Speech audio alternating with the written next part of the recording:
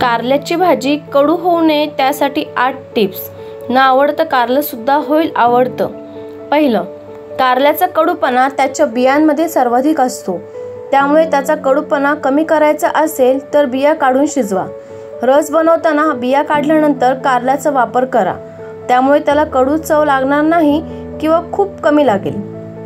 2. मीठ कारल्याचा कडूपणा पूर्णपणे काढून टाकू शकते, किंबहुना मिठातील खनिजे कारल्याचा कडू रस काढून टाकतात. कारल्याला मीठ लावून 20 ते 30 मिनिटे ठेवा.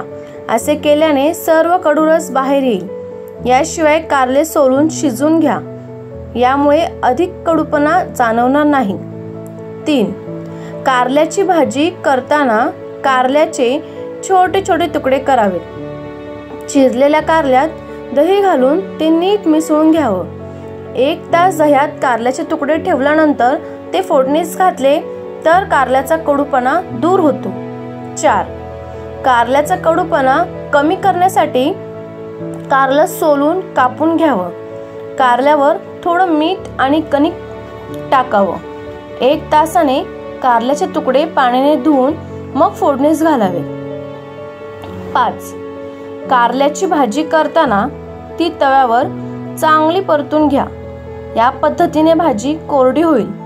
त्यामधील रस सुकून गेल्यामुळे आणि कारली चांगली परतली गेल्यामुळे त्याचा कडूपणा कमी होईल. 6. कारले उभे चिरून तांदळाच्या पाण्यात भिजत ठेवल्यास कारल्याचा कडूपणा कमी होतो. 7.